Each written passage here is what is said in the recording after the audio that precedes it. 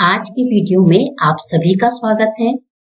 आज हम बीए प्रथम सेमेस्टर के हिंदी विषय के प्राचीन एवं भक्तिकालीन काव्य जो प्रश्न पत्र हमारा है उसके अंतर्गत भक्तिकाल एक परिचय को समझेंगे। सबसे पहले हम देखेंगे कि जो भक्तिकाल की समय सीमा है वह है संवत 1375 से 1700 तक। तो हम सबसे पहले ये जानने का प्रयास करेंगे कि भक्ति काल था या जो भक्ति युग था उसकी परिस्थितियां कैसी थी, अर्थात किन परिस्थितियों के कारण भक्ति काल का उदय हुआ और भक्ति काल के समय में क्या स्थितियां रही हैं। तो सबसे पहले हम जानेंगे राजनीतिक परिस्थितियां, बहुत ही संक्षिप्त में समझेंगे कि उस समय की जो राजनीतिक परिस्थितियां थी वो कैसी थी। जैसा कि अगर हम इतिहास पर दृष्टि डालें तो देखेंगे कि उस समय तुगलक वंश, शैयद वंश, लोधी वंश इत्यादि का शासनकाल था, अर्थात विदेशी आक्रमणकारी थे और वही यहाँ पर शासन करने लगे थे। तो भक्ति काल के जो द्वितीय चरण में आए वो मुगल शासक थे जिन्होंने की कई तरह की विद्वेष भावना को फैलाया, अर्थात विदेशियों ने यहाँ पर आक्रमण करके हमारे ही देश में कई ऐसे कार्य किए जो जिससे कि आम जनता निराश थी, हताश थी, परेशान थी। सामाजिक परिस्थितियां, उस समय की जो सामाजिक परिस्थितियां थी वह कैसी थी। उस समय वर्ण व्यवस्था थी, अर्थात वर्ण व्यवस्था में पूरा समाज बटा हुआ था। छुआछूत, ऊंच नीच की भावना इत्यादि थी और पाखंड आडंबर था, अर्थात बाहरी दिखावा, बाहरी आडंबर था। ऊंच नीच की भावना से पूरा समाज ग्रसित था। या हम कह सकते हैं कि उस समय की सामाजिक परिस्थितियां काफी दयनीय थी। धार्मिक परिस्थितियां, यदि हम संक्षेप में समझें कि उस समय अर्थात भक्ति काल के समय में यहाँ की हमारे देश की धार्मिक परिस्थितियां कैसी थी, तो उस समय बौद्ध धर्म विकसित हो चुका था क्योंकि वह कई शाखाओं में बढ़ गया था। हीनयान, महायान और फिर महायान की भी शाखाएं बढ़ चुकी थी। तो इस तरह से जो बौद्ध धर्म था उसका जो शुद्ध रूप था, विशुद्ध रूप था, वह विकसित हो चुका था और तंत्र मंत्र चमत्कार का प्रभाव था, अर्थात जादू टोने, उस समय जादू टोनों का ज्यादा चमत्कारिक प्रयोग किया जाने लगा था आम जनता के बीच।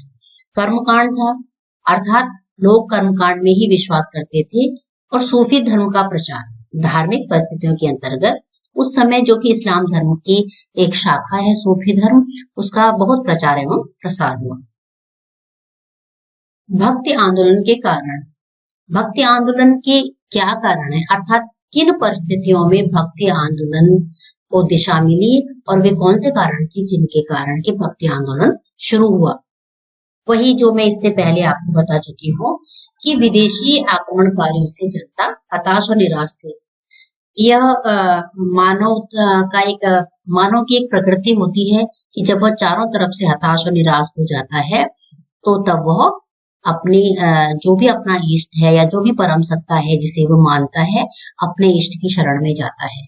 तो सबसे पहला कारण तो यही रहा है भक्ति आंदोलन का कि विदेशी आक्रमणकारियों के कारण जनता जब निराश हो चुकी थी तो उसका एकमात्र उपाय था कि अपने इष्ट की शरण में जाना।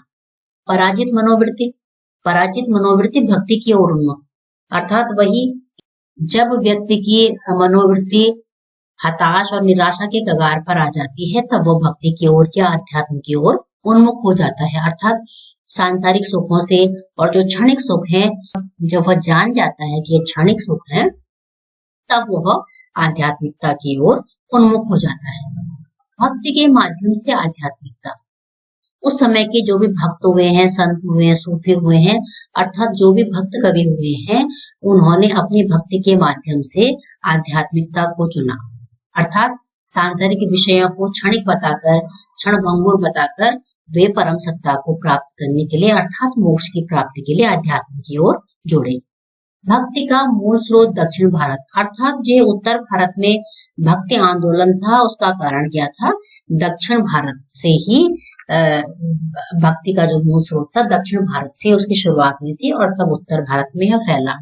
इसका एक उदाहरण हम देख सकते हैं कि जो कबीरदास जी थे उनके गुरु रामानंद जी थे और दक्षिण भारत से ही थे। तो इस प्रकार हम कह सकते हैं कि भक्ति का जो मूल स्रोत था वह दक्षिण में था और दक्षिण से ही उत्तर भारत की ओर फैला। आइए अब हम यह जानेंगे कि भक्ति काल हिंदी साहित्य का स्वर्ण युग कहा जाता है। बहुत सारे विद्वान कहते हैं कि भक्ति काल हिंदी साहित्य का स्वर्ण युग था। तो ऐसी क्या विशेषताएं थी या ऐसे कौन से साहित्य रचा गया कि इसे स्वर्ण युग कहा गया? तो सबसे पहले हम जानेंगे कि समन्वय की भावना, अर्थात हम देखेंगे जब हमने परिस्थितियों को पढ़ना है तो हम उसमें समझेंगे कि उस समय की परिस्थितियां कैसी थी कि विभिन्न मतावलंबी थे, विभिन्न विचारधाराएं थी और विभिन्न संप्रदाय थे। विदेशी आक्रमण के कारण विदेशियों के भी अपने संप्रदाय थे, भारतीय भी संप्रदाय थे, कई मत थे। तो ऐसे में विचारधाराओं का परस्पर क्या था, आपस में एक कहता था मैं सर्वोच्च हूँ, दूसरा कहता था मैं सर्वोच्च हूँ, मेरा धर्म मेरा संप्रदाय सर्वोच्च है। तो इस तरह से विभिन्न मत रहे हैं। लेकिन जब हम भक्ति काल की बात करते हैं तो विभिन्न मतों और विभिन्न संप्रदायों के होने के बावजूद, विभिन्न विचारधाराओं के होने के बावजूद भी वहां पर समन्वय की भावना दिखती है। ज्ञान भक्ति निर्गुण सगुण, अर्थात एक उदाहरण से आप समझिए, कुछ ज्ञान मार्गी थे, कुछ प्रेम मार्गी थे, लेकिन फिर भी उनके आपस में समन्वय रहा। और तुलसीदास तो सबसे बड़े समन्वयकारी कवि हुए हैं या भक्त हुए हैं। उन्होंने रामचरितमानस के द्वारा समन्वय की पूरी भावना दिखाई है कि किस तरह निर्गुण और सगुण एक ही है। अर्थात तुलसीदास जी सगुण धारा के थे, लेकिन उनका भी कहना था कि ईश्वर निराकार और निर्गुण होता है। लेकिन भक्ति के लिए तुलसीदास सगुण धारा के कवि या भक्त होने के बावजूद भी निर्गुण और निराकार भी मानते हैं। कबीरदास जी की बात करें, कबीरदास जी जबकि ज्ञान मार्गी के थे, निर्गुण धारा के ज्ञान मार्गी शाखा के कवि और भक्त हुए हैं।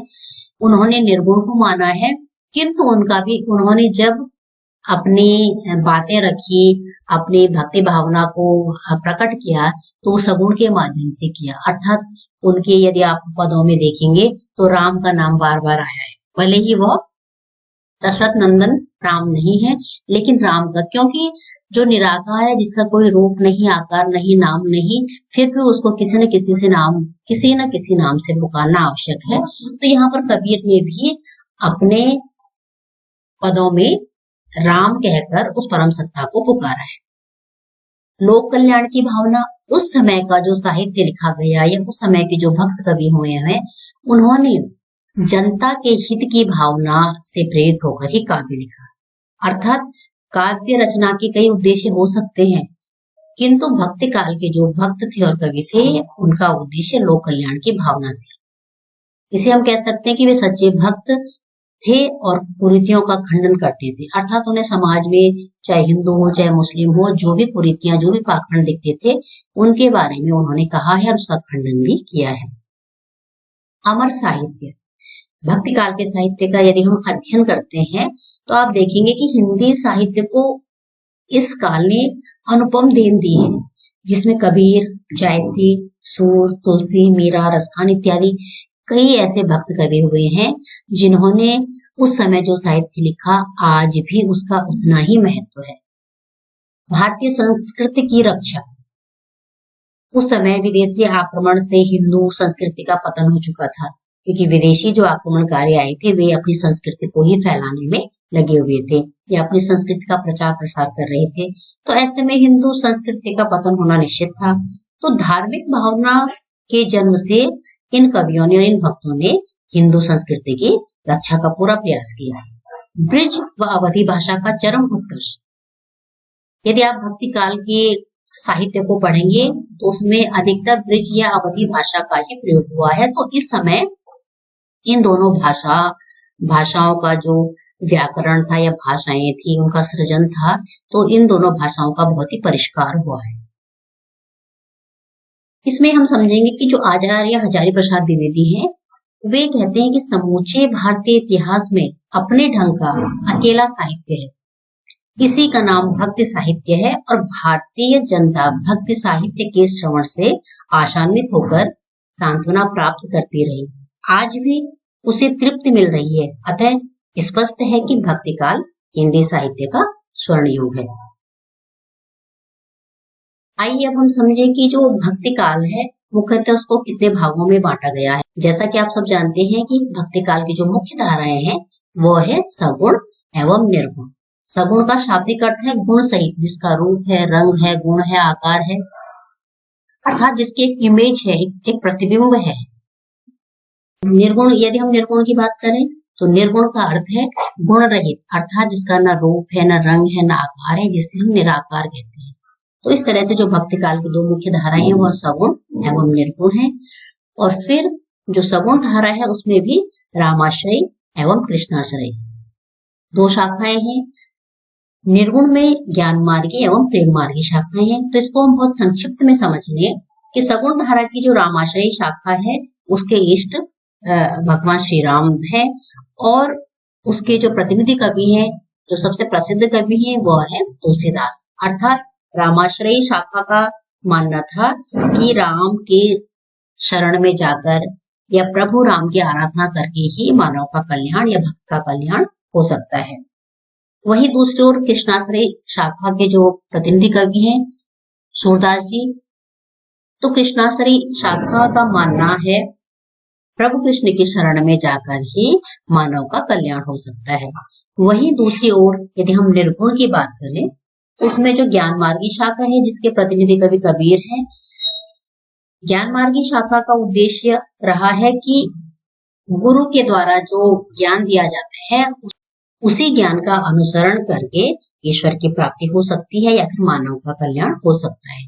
वही जो दूसरी शाखा है प्रेम मार्गी, प्रेम मार्गी का मानना है कि संपूर्ण संसार में ईश्वर का ही अंश है, अर्थात जितने प्रकृति है, जितने प्राणी है, पशु पक्षी है, इनमें कहीं न कहीं ईश्वर का अंश है। तो हमें सबसे प्रेम करना चाहिए। प्रेम के द्वारा ही हम मोक्ष प्राप्त कर सकते हैं या फिर प्रेम के द्वारा ही मनुष्य का कल्याण हो सकता है। अब हम भक्ति काल के प्रतिनिधि कवियों के विषय में समझेंगे। जैसे कि हम सभी जानते हैं कि जो हमारा पाठ्यक्रम है उसमें हमने भक्ति काल के अंतर्गत कबीर, तुलसी, सूर और जयसी के पदों को समझना है या उनकी व्याख्या को समझना है। तो जो भक्ति काल के ज्ञान मार्ग के कवि हुए हैं कबीर, जिन्होंने साखी, शबद, रमैनी इत्यादि लिखा है नहीं बल्कि उनके जो अनुयायी थे या उनके जो शिष्य थे उनके द्वारा इसका संकलन किया गया है और बीजक नामक पुस्तक में इनका संकलन किया गया है। तुलसीदास की रामचरितमानस, विनय पत्रिका, कवितावली, दोहावली इत्यादि जो उन्होंने साहित्य लिखा है, जिसमें कि रामचरितमानस को हमने अपने पाठ्यक्रम में पढ़ना है। सूरदास जिन्होंने कि सूरसागर, साहित्य लहरी, सूर सारावली इत्यादि साहित्य को लिखा। जायसी, जिनका कि पूरा नाम मलिक मोहम्मद जायसी है, जिन्होंने पद्मावत, अखरावट, आखिरी कलाम इत्यादि पुस्तकें लिखी हैं, जिसमें हमने अपने पाठ्यक्रम में पद्मावत के एक अंश का अध्ययन करना है।